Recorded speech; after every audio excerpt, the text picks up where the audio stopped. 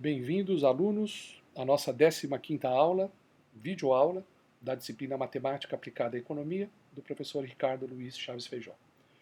Como sempre, em algum ponto da exposição, eu interromperei o assunto para indicar uma questão do nosso livro-texto, do Chiang e Weintraub, uma questão que deverá ser respondida e encaminhada no prazo máximo de uma semana. Vamos à aula?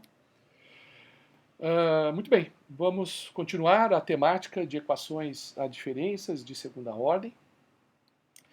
Antes de concluir a parte teórica, antes de partir para um exercício, faremos o exercício de macroeconomia.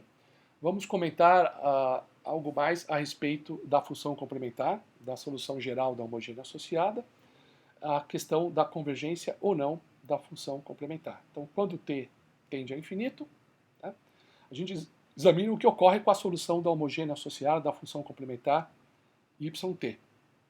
E a gente viu que a trajetória da função complementar depende da configuração da base B. No caso das equações a diferença de segunda ordem, eu tenho dois termos, né, com duas constantes arbitrárias. Suponha que cuja base está associada às raízes características. Suponha que essas raízes sejam distintas, ou seja, B1 é B2, é diferente de B2. E suponha que ambas possuam um módulo maior que 1. Então, B1 maior que 1, e módulo de B1 maior que 1 e módulo de B2 maior que 2. Então, para ambos os termos da solução da função complementar, a trajetória é explosiva. YC é igual a 1 B1 elevado a t, mais a 2 B2 elevado a t, e ambas são explosivas, ambos os termos divergem.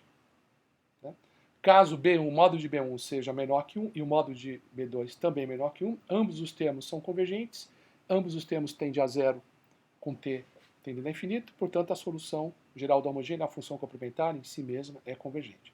E se um módulo for maior que 1 e o outro for menor que 1? Então, se o módulo de B1 é maior que 1 e o módulo de B2 é menor que 1, nesse caso, o segundo termo tende a zero, porque o módulo é menor que 1, mas o primeiro termo se afasta de zero porque o módulo da base de B1 é maior que 1. Então tem um termo que tem trajetória explosiva e o outro converge. É claro que o termo divergente acaba dominando a série, o que leva a uma trajetória divergente da função complementar. As observações, vamos ao primeiro exercício sobre a estabilidade da função complementar. Suponha que a trajetória da variável dependente, regida por uma equação a diferenças de segunda ordem, seja regida por essa equação. Yt é igual a meio elevado a t, a 5 cosseno de π sobre 2 vezes t, mais a 6 seno de π sobre 2 vezes t, mais 4. Bom, vamos analisar essa trajetória? Bom, a base, né, da função exponencial que pré-multiplica é meio. A base é menor que 1, o módulo é menor que 1. Portanto, a trajetória é convergente. Né? De fato, ela converge por equilíbrio intertemporal, que é 4. Tá? E como a base é positiva, ela converge de modo não oscilatório. Vejamos esse outro exercício. Vamos analisar a trajetória agora de yt igual a 4 elevado a t, a 5 cosseno de π sobre 3t, mais a 6 seno de 3t. Então não tem o outro termo. Né? Parece que a equação original aí já é uma equação homogênea. Né? O equilíbrio intertemporal aí, né, se existir, né, ele é zero. Se houver convergência, ele converge para zero. Né? Vejamos a base. A base da função exponencial que pré-multiplica é 4. Então é maior que 1. Portanto, a trajetória ela é divergente, ela é explosiva. Né? E como a base é positiva, né, a trajetória ocorre de uma maneira não oscilatória, porque a base é positiva. Vamos agora ao modelo de Samuelson, o chamado modelo multiplicador-acelerador. É um modelo que examina a interação multiplicador-acelerador, que nós já vimos anteriormente, mas agora para o caso de variáveis discretas. Então, aplicaremos a teoria matemática das equações a diferenças de segunda ordem, a esse importante e bastante conhecido modelo da macroeconomia, proposto de modo pioneiro pelo grande economista matemático Paul Samuelson. É um modelo clássico de interação entre multiplicador e acelerador, no caso discreto, que é um processo estilizado de determinação da renda quando o princípio do acelerador age junto com o multiplicador keynesiano. Vamos mostrar que essa interação entre o multiplicador e o acelerador gera endogenamente, dependendo da solução do modelo, flutuações na economia. Então é um modelo com uma explicação endógena dos ciclos econômicos, das flutuações na economia. Vejamos a estrutura do modelo. Tem uma equação de determinação da renda agregada pelas componentes da demanda agregada. Então, no primeiro membro, eu ponho a renda no período discreto atual, que é YT, essa é a renda. E no segundo membro, as componentes do gasto agregado, consumo, investimento e gasto do governo. Então, é CT mais IT mais gasto do governo T, todos no período T também. O consumo agregado, CT, a gente supõe que seja a função da renda defasada no período anterior. Então, CT é gama vezes YT menos 1. Gama é a propensão marginal a consumir, que vai entre 0 e 1. É a propensão keynesiana do consumo. Tá?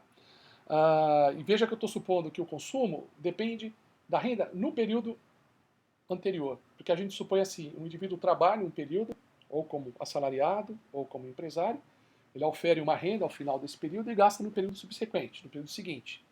Então eu estou supondo que o consumo no período em questão depende da renda ganha no período anterior. Então CT é gama YT menos 1. Hipótese agora para o investimento. Esse investimento, que pode ser pensado como investimento privado, porque o investimento público entraria na componente gasto do governo, é o investimento agregado, e a gente supõe que ele possa ser explicado por um princípio, que é o princípio do acelerador. Então a gente supõe que esse investimento é induzido pela diferença de consumo entre o consumo no período T e o consumo no período T menos 1. Ou seja, o empresário que decide investir, ele olha o consumo atual, compara com o consumo no período defasado, no período anterior, e vê e observa a variação desse consumo. Tá? Então, quando ele vê o crescimento no consumo, investe. O investimento é tanto maior quanto maior o crescimento do consumo. Essa é a hipótese do multiplicador, traduzido pela equação IT é igual a alfa CT menos CT menos 1. Tá? Então, variação positiva no consumo induz o investimento. O investimento depende da diferença entre o consumo atual e o consumo defasado. Isso determina o investimento no período em questão. O alfa é positivo, o alfa é o acelerador. Tá? Então, é uma hipótese que usa o acelerador como princípio determinante do investimento agregado. Tá? O acelerador é o quanto da variação positiva do consumo impacta o nível de investimento. O princípio da aceleração pode ser traduzido na hipótese muito simples em que a relação entre o investimento em T e a variação do consumo observada em T é fixa. Então, se essa proporção é fixa, essa proporção, essa razão é exatamente o alfa, que é o acelerador. Tá? Então, o investimento é induzido pelo princípio do acelerador. Tá? Bom, com essa hipótese do investimento e mais a equação do consumo, forma-se um padrão estrutural, tá? Um modelo que deságua numa equação a diferenças de segunda ordem. Equação esta que retrata a interação entre o multiplicador e o acelerador, conforme veremos adiante. A última componente é o gasto exógeno do governo, que a gente pode supor que esse gasto seja fixo. Se quiser um modelo um pouco mais complicado, pode supor que esse gasto dependa de variação do consumo, ou dependa do investimento, mas aí a gente não chega a um modelo mais simples, que é esse que nós estamos trabalhando, que é bem representado por uma equação a diferenças de segunda ordem. Muito bem, vamos continuar no desenvolvimento do modelo. Então, para tanto, a gente vai substituir a função consumo na função investimento. Portanto, investimento é, pelo princípio do acelerador, é alfa, o acelerador, e aí vou pôr o consumo, né, no instante t, né, e o consumo em t menos 1. Consumo em t é alfa yt menos 1, menos consumo em t menos 1 é alfa yt menos 2. Alfa não, gama, né? Gama, perdão, onde eu falei alfa é gama, né? Gama yt menos 2. Portanto, eu ponho gama em evidência, fica alfa vezes gama, yt menos 1 menos yt menos 2.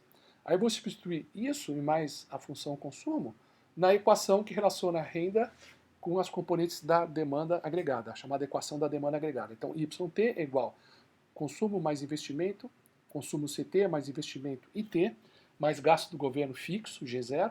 Então fica gama YT menos 1 mais alfa vezes gama YT menos 1 menos YT menos 2 mais G0. Aí eu vou colocar tudo no primeiro membro. Então fica YT, que já está lá. Né? Então no segundo membro eu tenho colocando o gama em evidência, então fica gama 1 mais alfa, yt menos 1, aí eu passo para o primeiro membro, fica menos gama 1 mais alfa, yt menos 1. E depois, distribuindo o alfa gama ali em relação a yt-2, fica menos alfa gama yt-2. Eu passo para o primeiro membro, fica o terceiro termo do primeiro membro, que é alfa gama yt-2, e é igual a G0, que é o que sobrou no segundo membro. E finalmente eu vou deslocar no subíndice, 2 períodos adiante, para que o período mais defasado seja o t, e o período mais avançado fica o t mais 2. Então fica yt mais 2, né, t mais 2 no lugar de t, menos gama 1 mais alfa, yt mais 1 no lugar de yt menos 1, porque eu andei 2 períodos para frente o índice, mais alfa vezes gama, yt no lugar de yt menos 2, por esse deslocamento para frente, igual a G0, que é a formulação tradicional das nossas equações de diferenças. Então você percebe facilmente que é uma equação que a gente já sabe tratar, né? É uma equação diferenças de segunda ordem com termo constante G0, e 2 coeficientes constantes, o primeiro A1, né, que é menos gama 1 mais alfa, e o A2, que é alfa vezes gama. Então vamos discutir a solução dessa equação. Bom, a solução geral tem um componente que é associada à solução geral da homogênea associada, e depois outro componente que tem a ver com o equilíbrio estacionário, que é a solução particular YP. A gente já sabe, né, no tratamento que conhecemos, né, na técnica de solução de equações de diferenças de segunda ordem, a gente já sabe, né, que quando você podemos supor, né, dados os parâmetros da equação, podemos supor a solução constante para a solução particular, portanto, podemos supor o equilíbrio estacionário, portanto, o YP do equilíbrio estacionário fica sendo igual ao termo, que é G0, então 1 mais A1 mais A2, né? Então fica 1 menos gama, 1 mais alfa, que é o A1, o A1 é menos essa expressão, e mais o A2, que é alfa vezes gama, então fica 1 menos gama, 1 mais alfa vezes gama, o alfa vezes gama cancela com o menos alfa vezes gama, que aparece no segundo termo, ali no denominador, fica só 1 menos gama, então G0, 1 menos gama, e note, 1 menos gama, vocês conhecem, é o multiplicador keynesiano, né? O C é a propensão marginal a consumir, então 1 sobre 1 menos C é o multiplicador keynesiano, né? Associado simplesmente ao gasto do governo, quer dizer, o efeito do multiplicador só em cima da variável autônoma do gasto do governo, que a gente diz ausência de investimento induzido, né? Só o efeito do gasto do governo. Então é um multiplicador keynesiano que vocês conhecem. Então a solução particular corresponde então à renda de equilíbrio intertemporal, que é uma renda estacionária que a gente vai chamar de Y barra, tá? Que corresponde com o equilíbrio estático, né? Se você faz renda igual a dispêndio agregado, o I ora o Y, você chega nessa mesma expressão. Tá? Então a renda de equilíbrio estacionário, equilíbrio intertemporal, é a própria renda de equilíbrio estático, o Y estrela. Então Y barra igual a Y estrela para esse modelo. Bom, agora vamos atacar a equação homogênea associada, né? Então nós vamos, ao tratar da solução da equação a diferença de segunda ordem, imediatamente a gente olha as raízes características, né, que tem a ver com a função complementar, e vamos olhar os 3 casos de raízes características: raízes distintas, raízes reais distintas, reais repetidas, né, e as raízes complexas. No primeiro caso, A1 ao quadrado é maior que 4A2, no segundo caso é igual, no terceiro caso, A1 ao quadrado é menor que 4A2. Então vamos lá, A1 é gama, 1 mais alfa ao quadrado, fica gama ao quadrado, 1 mais alfa ao quadrado. O A2 é alfa vezes gama, então ele é maior que 4 alfa vezes gama, no caso 1. Ok? Eu posso cancelar o gama, então fica gama 1 mais alfa ao quadrado é maior que 4 vezes alfa, ou gama é maior que 4 vezes alfa sobre 1 mais alfa ao quadrado. Então assim que é o caso 1. O caso 2, raízes reais repetidas, a expressão com desigualdade vira igualdade, simplesmente gama é igual a 4 alfa sobre 1 mais alfa ao quadrado. E, finalmente, né, o caso 3, que são raízes complexas, ou par de raízes complexas conjugadas, a gente sabe, né, quando o discriminante é negativo, então você inverte essa desigualdade, o gama fica menor que 4a alfa sobre 1 mais alfa ao quadrado. Então, vocês estão percebendo que a separação entre os 3 casos depende dessa expressão, depende da comparação do multiplicador, o gama, com uma outra expressão que envolve o acelerador. Podemos pensar num gráfico que relaciona o acelerador com o multiplicador, e nesse gráfico a gente pode identificar os 3 casos. Tá? Então, relacionando a propensão marginal a consumir o gama, tá? E, portanto, o multiplicador, né? Que é uma expressão que é 1 sobre 1 menos gama.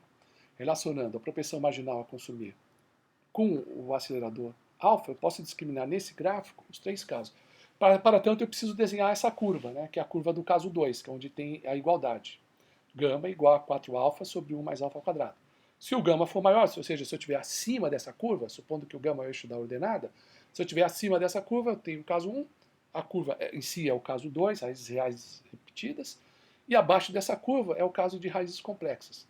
Então, a gente precisa desenhar essa curva. Vocês podem fazer isso no Excel, ou trabalhar com as condições de primeira e segunda ordem, buscando a derivada dessas curvas, para você ter o que é ponto de máximo, tá certo? Para você determinar a convexidade dessa curva, e de fato essa é uma curva convexa e passa pela origem, porque para alfa igual a zero, o gama é zero, só substituir o valor aí na expressão. Então trata-se de uma curva convexa que passa pela origem. Aqui está o gráfico dessa curva. Tá? Vocês estão vendo aí nesse gráfico, né, a relação entre o acelerador e o multiplicador. Né? Ou seja, na verdade, entendam, né, é a propensão marginal a consumir, né, que é o gama, que gera a expressão do multiplicador. Tá? Então, às vezes, eu vou chamar o próprio gama de multiplicador, mas é uma licença que eu estou tomando aqui. Tá certo? Então, a relação entre o acelerador e o multiplicador do modelo de Samuelson, e aqui eu tenho a discriminação dos três casos. O caso 1, acima da curva, essa curva côncava, tá certo? O caso 2 é a própria curva côncava, que parte pela origem, o caso 3, abaixo dessa curva côncava, então eu tenho esse conjunto convexo, tá certo? Veja, não é curva convexa, a curva inclusive é côncava, mas o conjunto é convexo. Porque dado dois pontos, no caso 3, o segmento de reta que une esses dois pontos está todo ele contido no conjunto, né? Então é um conjunto convexo, é o caso 3 das raízes complexas. Tá? Então aqui facilmente se identifica os três casos, tá? Da função complementar desse modelo. Bom, agora eu preciso trabalhar com análise de convergência ou divergência. Cada um desses casos, 1, 2, 3, pode ser convergente ou divergente. Nós temos que trabalhar com o módulo das raízes características, que é a base da função exponencial. Tá? Então, precisamos de uma análise adicional para a gente trabalhar com os possíveis valores quantitativos, né, das raízes características para discriminar se há convergência ou divergência em função do módulo delas. Então vamos trabalhar com a equação 34, que a gente sabe, né? A equação 34, que é a equação, a diferença de segunda ordem que rege o modelo, yt mais 2, menos gama, 1 mais alfa, yt mais 1, mais alfa, gama, yt igual a g. Nós vamos trabalhar com essa equação, tá certo? Para analisar a divergência ou convergência, olhando a equação característica. Né? Então, a partir da equação de diferenças, a gente gera a equação característica, que é uma equação de segundo grau, b ao quadrado menos gama, 1 mais alfa vezes b, mais alfa vezes gama igual a zero. E vamos escrever as soluções em termos da fórmula de Bhaskara. Então, B1 e B2 é igual, aparece lá o primeiro coeficiente, né, dessa equação de segundo grau, na verdade o segundo coeficiente com sinal trocado, né, como aparece na fórmula de Bhaskara, então fica gama 1 mais alfa, mais ou menos raiz quadrada. Então, o segundo coeficiente ao quadrado, que é gama ao quadrado, 1 mais alfa ao quadrado, mais 4 vezes o primeiro coeficiente, que é 1, vezes o terceiro coeficiente, que é alfa vezes gama, 4 alfa vezes gama, dividido por 2 vezes o primeiro coeficiente, que é simplesmente 2. Ok? Então, veja, a análise da trajetória da renda agregada, né, que é o y, yt mais 2, você pega o período mais avançado, né, tá certo? Mas a análise da trajetória da variável dependente y, tá certo? Vai ser convergente ou divergente, tá? Ou seja, dependendo do módulo, oscilatória ou não, dependendo do sinal. Então, precisamos trabalhar com o módulo e o sinal das raízes características B1 e B2 para analisar o padrão da trajetória, se é convergente ou divergente e também se é oscilatório ou não. Tá? Tudo isso, esse sinal, obviamente, depende da expressão aqui associada à fórmula de Bhaskara, que é a solução da equação característica de segundo grau, que depende dos valores de alfa e valores de gama. Tudo se resume aí. Vamos trabalhar, portanto, na análise dos possíveis valores de B1 e B2 a partir dos valores dos parâmetros alfa e gama, mas vamos estabelecer algumas relações entre as raízes características e os parâmetros. Por exemplo, a soma das raízes características B1 mais B2. Olhando a fórmula de Bhaskara, Obviamente, quer dizer, um termo que envolve o discriminante se anula, e a soma é simplesmente o primeiro termo ali, duas vezes o primeiro termo, né, porque aparece o meio. Então a soma é gama vezes 1 mais alfa. E o produto das duas raízes, veja, o termo onde aparece o discriminante, a raiz quadrada desaparece, né, fica o primeiro ao quadrado menos o segundo termo ao quadrado, e como a raiz quadrada desaparece, então você cancela lá o primeiro termo, com o que estava dentro lá do discriminante, dentro da raiz, tá certo? Então sobra só alfa vezes gama, como vocês podem ver. Ok? Ok? Veja, se as raízes forem distintas, né, forem raízes reais distintas, como o produto é positivo e a soma é positiva, essas raízes vão ser positivas. Né? Então, o caso de raízes reais distintas, ele não pode ser oscilatório, né? Porque as raízes ambas são positivas. Agora, eu queria que vocês examinassem essa expressão, olha, 1 menos B1 vezes 1 menos B2. Essa expressão nós vamos utilizar depois para a gente ver as possibilidades, as possíveis soluções. Tá? Vamos fazer a distributiva? Então fica 1 menos B2 menos B1 mais B1 vezes B2. Essa expressão menos B2 menos B1, eu ponho menos em evidência, coloco B1 na frente, então fica menos B1 mais B2, mais B1 vezes B2. Aí substitui, porque eu sei que B1 mais B2 é gama 1 mais alfa. E B1 vezes B2 é alfa vezes gama. Então fica 1 menos gama, 1 mais alfa vezes gama. O alfa vezes gama, ele cancela, porque aparece lá 1 menos alfa vezes gama, ali na hora que eu distribuo o termo que está entre parênteses, tá? Ele desaparece, então fica só 1 menos gama. Ok? Então essa expressão, 1 menos B1, 1 menos B2, tem que ela é igual a 1 menos gama. Tá? E olha só, o gama está entre 0 e 1. Multiplica isso por sinal menos, inverte a desigualdade. Então 0 maior que menos gama maior que 1. Soma mais 1. Então fica 1, que é 0 mais 1, maior que 1 menos gama, porque eu somei 1, né? Tá certo? Maior do que 0, porque 1 menos 1 é 0. Então significa que 1 menos gama está entre 0 e 1. Tá? Então esse produto, essa expressão 1 menos B1 e 1 menos B2, tá? Essa expressão envolvendo as raízes características, ela tem que estar entre 0 e 1. Então, vamos colocar lá, 0 menor que 1 menos B1 vezes 1 menos B2 menor que 1. Nós vamos usar isso para testar. Ok? Vamos trabalhar, então, com o primeiro caso, raízes reais distintas, depois a gente vê raízes reais repetidas e raízes complexas. Né? Bom, a gente sabe que alfa vezes gama é positivo, isso a gente sabe, tá certo? B1 vezes B2, alfa vezes gama é positivo também, tá certo? E a gente sabe que a soma de B1 com B2 é positiva porque B1 B2 é gama 1 mais alfa, como gama 1 mais alfa é positivo, B1 B2 é positivo. Então, as duas raízes são positivas, não há oscilação na trajetória de YT, ok? E agora vamos analisar em termos dos possíveis valores do multiplicador, ou seja, da propensão marginal a consumir, e do acelerador alfa. E para a gente saber os valores possíveis de gama e alfa, vamos ver certas posições das raízes características positivas B1 e B2. Na verdade, eu vou plotar, né, no eixo dos números reais e vou colocar B1 e B2 sempre à direita de zero, porque eles são positivos, mas eu vou distribuir B1 e B2 entre do ponto focal 1, que o 1 é importante porque o módulo de 1 é o que vai determinar se há convergência ou se há divergência. Né? Então, eu vou distribuir B1 e B2 em torno de 1. No primeiro caso, vamos lá então. No primeiro caso, eu estou colocando B1 e B2 entre 0 e 1. Eu estou supondo, por construção, que B1 seja maior que B2. Então, 0 menor que B2, menor que B1, menor que 1. No segundo caso, eu ponho B1 igual a 1. Eu encosto nesse ponto focal. O B1 e o B2 ficam entre 0 e 1. No terceiro caso, eu coloco B1 à direita de 1 e B2 à esquerda de 1. Então, eu ponho um de cada lado do ponto focal 1, que é ponto focal para análise de convergência. Né? Então, fica 0, menor que B2, menor que 1, menor que B1. Porque por construção, B2 é menor que B1. Né? No terceiro caso, eu encosto a raiz menor no ponto 1. Então, 1 é B2 e a outra raiz fica à direita de 1. Então, 1 igual a B2 é menor que B1 e B1 é maior que 1. Tá? E no terceiro caso, eu coloco os dois à direita de 1. Tá? Então, 1 é menor que B2, que é menor que B1. Isso no quinto caso. Perdão, no quinto caso. Né? Então, vamos analisar esses 5 casos. Esse é o ponto. Vamos lá, nesse primeiro caso. Olha só. Eu tenho que obedecer à condição 0 menor que 1 menos B1, menor que 1 menos...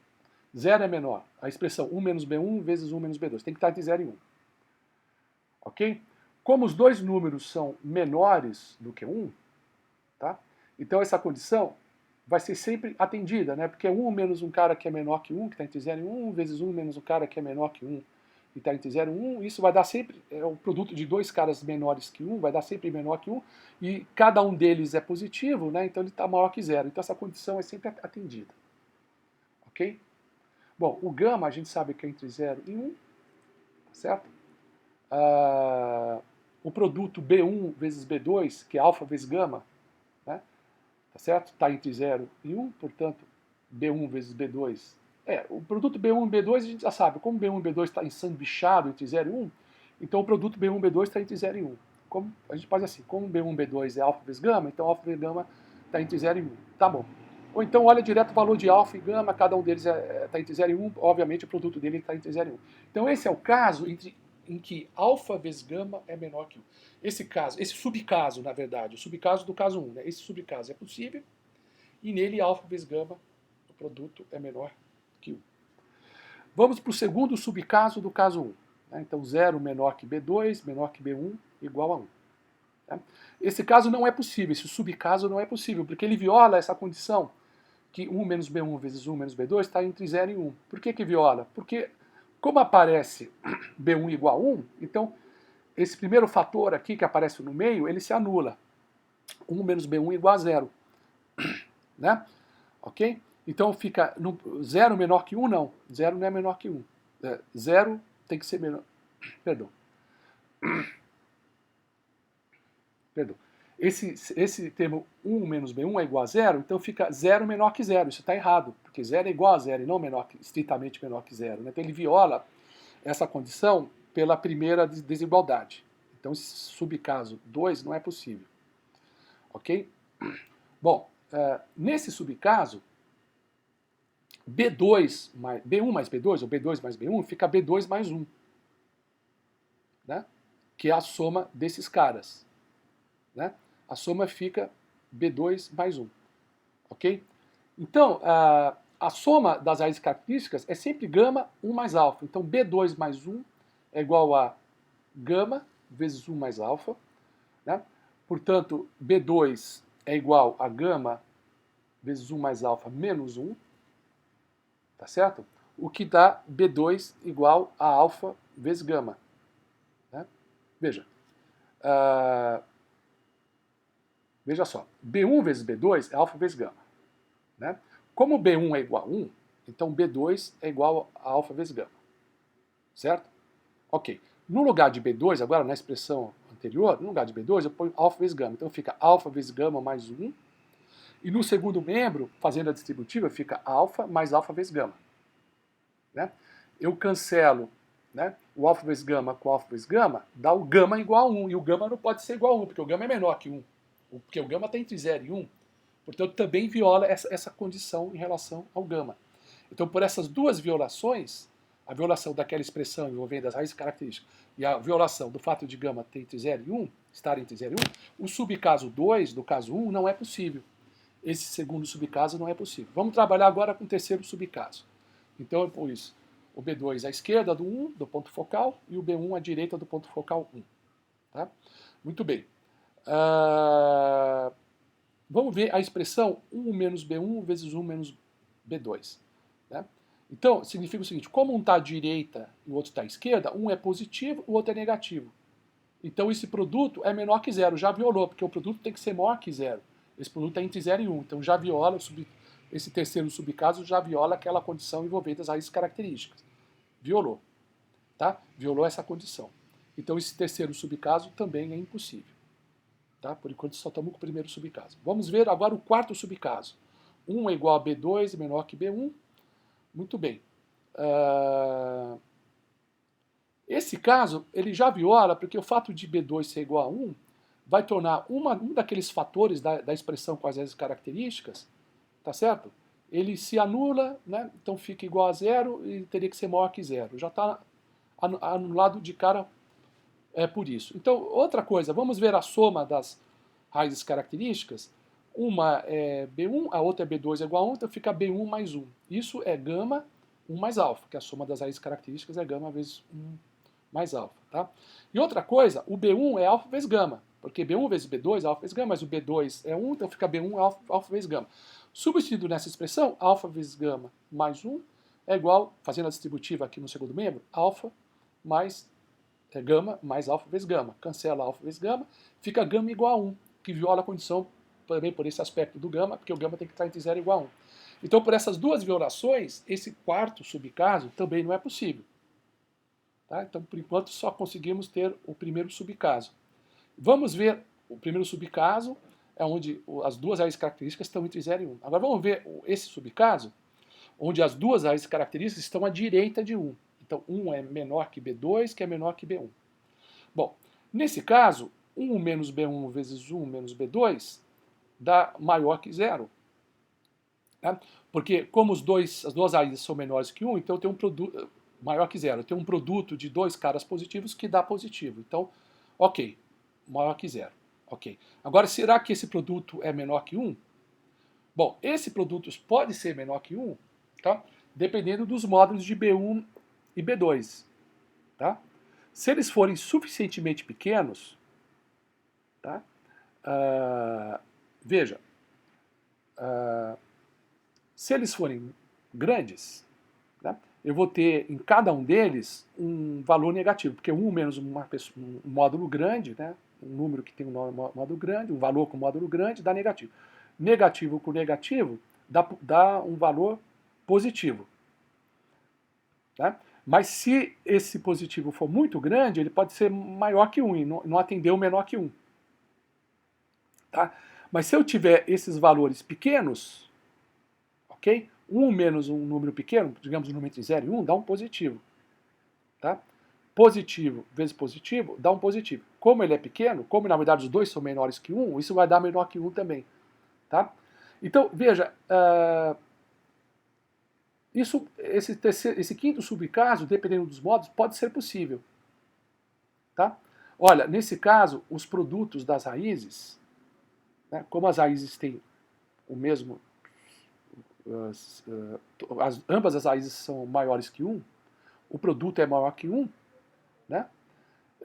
E, portanto, o produto que é alfa vezes gama é maior que 1. Então, esse quinto subcaso é possível, e esse quinto subcaso, esse subcaso 5, ele difere do subcaso 1, que é o único possível, porque no subcaso 5, alfa vezes gama é maior que 1, e no subcaso 1, como nós vimos, alfa vezes gama é menor que 1. Tá? São os dois subcasos possíveis, que você pode distinguir o 1 e o 5 pelo produto de alfa vezes gama. Se for menor que 1, eu estou no subcaso 1. Se for maior que 1, eu estou no subcaso 5. Ok? Muito bem. Essa tabela, ela separa para o caso 1, que é onde gama maior que 4α sobre 1 mais α ao quadrado, os dois subcasos possíveis, né, que é o subcaso 1 e subcaso 5. Tá?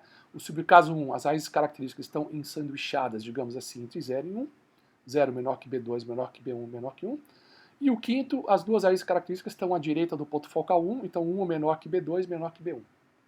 Características em termos do multiplicador e da propensão marginal, vamos chamar em termos do multiplicador e do acelerador alfa. Então, alfa vezes gama menor que 1, subcaso 1. Alfa vezes gama maior que 1, subcaso 5. E veja, no subcaso 1, né, como os dois módulos são menores do que 1, claramente eu estou no caso convergente. Né? Como as raízes são positivas, é o caso não oscilatório, então não oscilatório e convergente. E o subcaso 5, como os dois módulos são maiores do que 1, né, eu tenho o caso explosivo ou divergente, como as raízes são positivas, eu tenho o caso não oscilatório. Então, são os dois subcasos do caso 1. Não oscilatório, é sempre não oscilatório o caso 1, não oscilatório e convergente, se alfa vezes gama é menor que 1, não oscilatório e divergente, se alfa vezes gama for maior do que 1. Agora iremos analisar o caso 2 de raízes reais repetidas, mas antes disso eu queria indicar a questão da aula.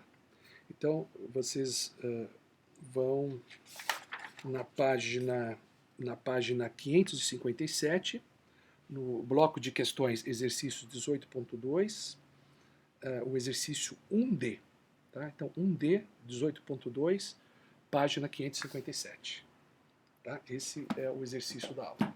Vamos ao caso 2, raízes reais repetidas.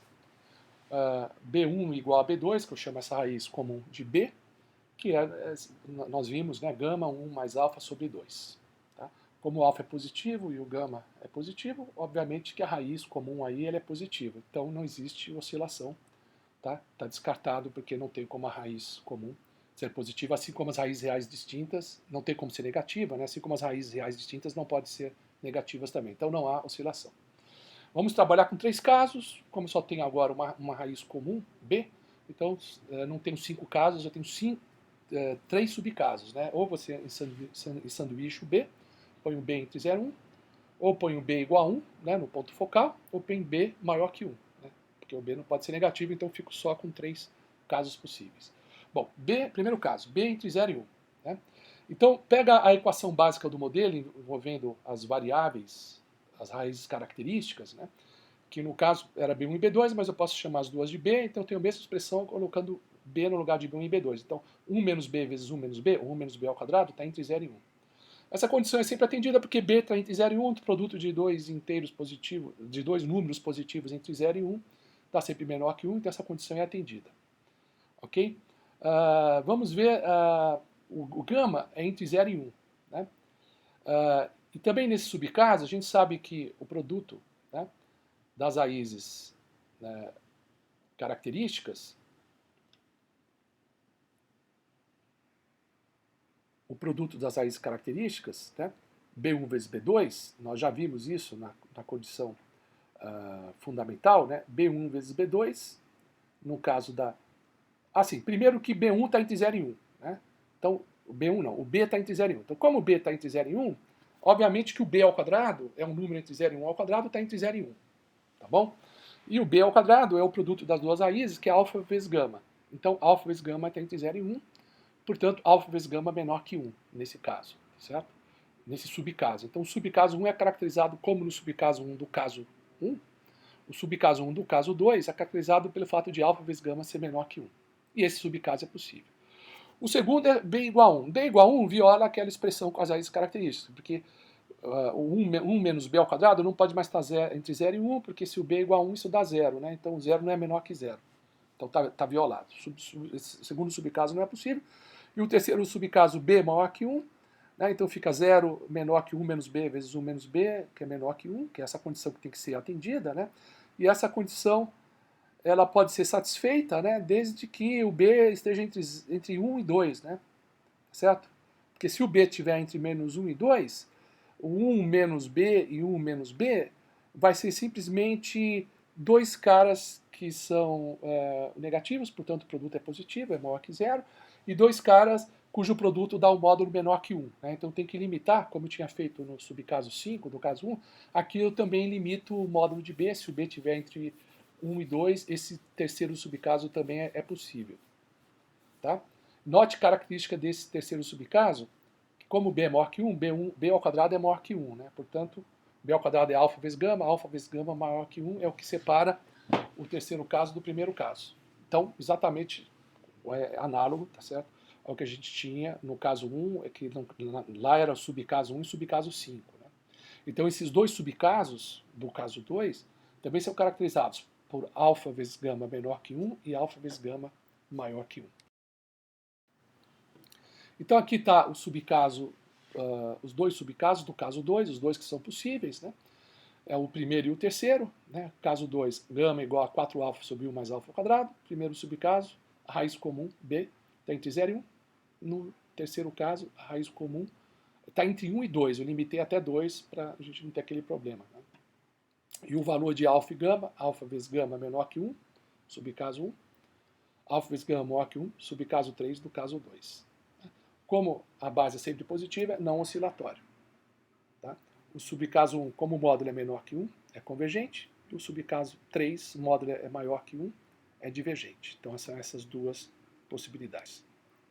Finalmente, vamos analisar o caso 3 de raízes complexas conjugadas. Ok? Ok? Pode ocorrer oscilação de grau. Tá?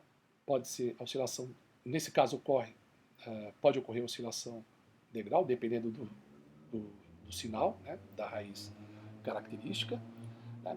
Dependendo do sinal, pode ocorrer a oscilação degrau, o que explica ciclos econômicos endógenos. Vamos ver como é que ocorre, em que situação pode ocorrer essa oscilação degrau. Né? Então a gente tem que olhar em conta o módulo da raiz característica, né? Que é fundamental. Né? Okay? O módulo do complexo conjugado, da raiz complexa. O módulo da raiz complexa é raiz quadrada de h ao quadrado mais n ao quadrado. Ok? A gente viu que isso dá raiz quadrada de A2, né, que é o coeficiente do termo yt, né, é o segundo coeficiente na equação a diferenças de segunda ordem que rege esse modelo do multiplicador acelerador. Tá? Então, o R é raiz quadrada de A2, o A2 é alfa vezes gama. Então, o R é raiz quadrada de alfa vezes gama. O R pode ser menor que 1 se alfa vezes gama for menor que 1. Tá? E se o R for menor que 1, a trajetória ela passa a ser oscilatória, porque a solução complexa é sempre...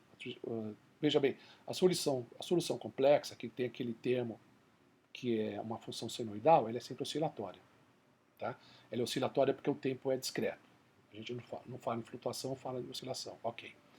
Então, se o R for menor que 1, essa trajetória oscilatória, que é sempre associada ao caso 3, ela é convergente. Ok? Se o R for igual a 1, ou seja, se alfa vezes gama é igual a 1, a trajetória oscilatória é de amplitude constante ao longo do tempo. E se o R for maior que 1, ou seja, para o R ser maior que 1, alfa vezes gama é maior que 1. Ok? Tá? A trajetória é oscilante e positiva. Ok? Então, aqui estão os três subcasos possíveis, do caso 3 de raízes complexas, onde gama é menor que 4α sobre 1 mais α ao quadrado. O subcaso 1, R é menor que 1, portanto, alfa vezes gama é menor que 1, que dá uma oscilação degrau convergente, é o único caso convergente. E o casos 2 e 3, caso 2 R igual a 1, caso 3 R, que é o módulo do número complexo, maior que 1, o que dá alfa vezes gama maior ou igual a 1, oscilação degrau, que pode ser constante ou divergente, mas nunca convergente. Tá? Então, nós temos esses três casos e os subcasos, tá? E note que os subcasos dependem do produto entre alfa e gama. Tá? Os casos dependem daquela curva, né? Gama igual a 4α sobre 1 mais alfa ao quadrado, e o subcaso depende da hipérbole, né? No caso, uma hipérbole equilátera, alfa vezes gama igual a 1. Então eu posso desenhar aquela curva convexa, aquela curva côncava que a gente já desenhou, que separa os três casos, e para a gente analisar a convergência e a divergência, a gente introduz uma hipérbole, que é essa hipérbole alfa vezes gama é igual a 1. Tá? Então, nós vamos no próximo gráfico identificar os subcasos, tá? C é convergente, D é divergente, e os três casos são divididos de acordo com aquela curva côncava, que é dessa expressão que relaciona o gama com alfa. Tá? Então, quando a gente chamar de 1C, é o caso convergente, é o subcaso convergente do caso 1. Tá? É o convergente do caso 1. 1D é o divergente do caso 1. 1D, tá certo? É o divergente do caso 1.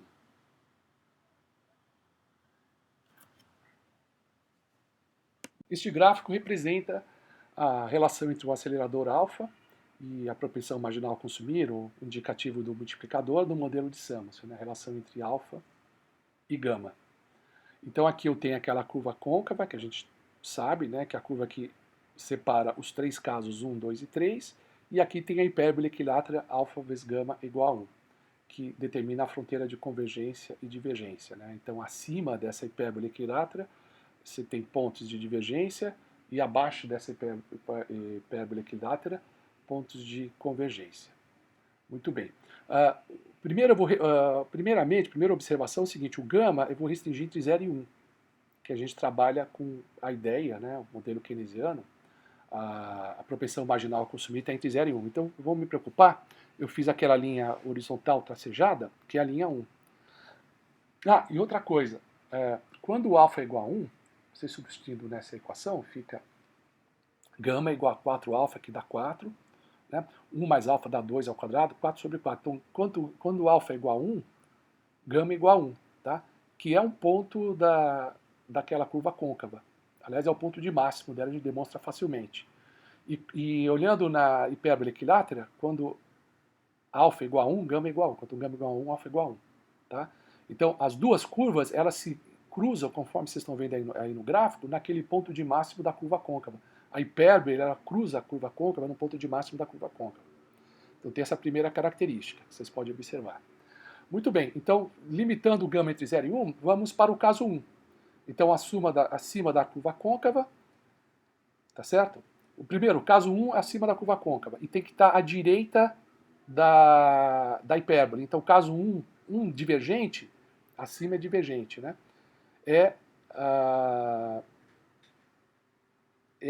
Essa área achurada, essa cunha achurada, que eu chamo de 1D. Tá? Então, vamos pegar o caso 1, que está acima da curva côncava e abaixo da reta 1, horizontal 1. Se eu estiver abaixo da hipérbole equilátera, eu estou na região achurada 1C, então é o caso 1 convergente, são pontos ali. Tá? O caso 2 eu olho ao longo da curva côncava, né? São pontos sobre a curva côncava. Né? Então, pontos sobre a curva côncava abaixo da hipérbole é o caso convergente, que é o 2C que está indicado ali pela seta, sobre a curva, tá certo? E acima da hipérbole é o caso divergente, que está ali indicado no gráfico, né? Em relação à hipérbole, pontos sobre a curva é o caso 2 divergente. E o caso 3, que está abaixo da curva côncava, né? Eu tenho o 3 divergente, que está ali 3D, que é acima da hipérbole, e o 3 convergente é o caso 3, subcaso convergente, que fica abaixo da hipérbole. Então esse gráfico consegue ver a característica de cada ponto. Tá? Então cada ponto do gráfico está associado aos 3 casos e a possibilidade de convergência ou divergência. Tá bom? E aqui a demonstração do que eu disse, né? O ponto alfa igual a 1, gama igual a 1, né? As duas curvas se curvam, tá? Ambas as curvas se encontram em alfa, gama igual a 1, e também aqui eu faço a derivada, né, da expressão da curva. E aí eu coloco a derivada que dá 4, 1 mais alfa ao quadrado, menos 8 alfa, 1 mais alfa sobre 1 mais alfa elevado à quarta, e eu calculo essa derivada no ponto 1. Então, fazendo essa derivada no ponto 1, então vocês observam que dá zero, então é um ponto de máximo, tá certo? Bom, tem que ver a condição de segunda ordem, mas a gente está vendo que é o ponto de máximo, já sabe que isso aí é o pico, né? Então, alfa 1 é o ponto de máximo e é o ponto onde as duas curvas se encontram, conforme a gente viu no gráfico anterior. Vamos fazer um exercício? Imagine o modelo de Samuelson do multiplicador acelerador, seja alfa igual a 0,8, gama igual a 0,7, que tipo de trajetória temporal da renda agregada resultará? Vamos ver? Então pega a expressão 4α sobre 1 mais alfa ao quadrado. Como alfa é 0,8, dá 4 vezes 0,8 sobre 1 mais 0,8 ao quadrado. Dá 3,2, a expressão de baixo dá 1,8 ao quadrado, que dá 3,24. Isso dá aproximadamente igual a 1. Né? O gama é 0,7. Né? O gama é menor que 1. Tá certo? Então, o gama é menor que 1, então eu estou abaixo dessa curva. Então, como eu estou abaixo da curva côncava, as raízes são complexas. Vamos ver se é convergente ou não? Pega o alfa vezes gama. 0,8 vezes 0,7. 0,48. Que é menor que 1. Certo? Então, significa que eu estou abaixo da hipérbole equilátera, portanto eu estou no caso 3C, né? Que é o caso 3, tá? De raízes complexas, convergente. Então, como é raiz complexa, eu tenho oscilação degrau. Como é convergente, a oscilação degrau é amortecida e convergente. Ok? Você pode tentar voltar para o gráfico 37, e aí vocês vão ver que esse caso fica na região 3 convergente do gráfico 37. Um outro exercício. No modelo de Samuelson do multiplicador acelerador, alfa é igual a 2 e gama é igual a meio. Que tipo de trajetória temporal da renda agregada resultará neste caso? Então, novamente, 4α sobre 1 mais alfa ao quadrado, que dá 8 nonos, que é 0,89. Ok? O gama é 0,5. Né? 0,5 é menor que 0,89, então eu estou no caso onde gama é menor do que essa expressão, caso de raízes complexas, novamente. E o alfa vezes gama fica 2 vezes 0,1, que dá 1. Né? Portanto, eu estou exatamente na hipérbole equilátera, tá certo? Eu estou no caso de oscilação degrau uniforme, tá certo? Que não é nem divergente e nem amortecida. E o que significa oscilação uniforme? Não é necessariamente de amplitude constante, porque a oscilação ela é guiada por uma função senoidal.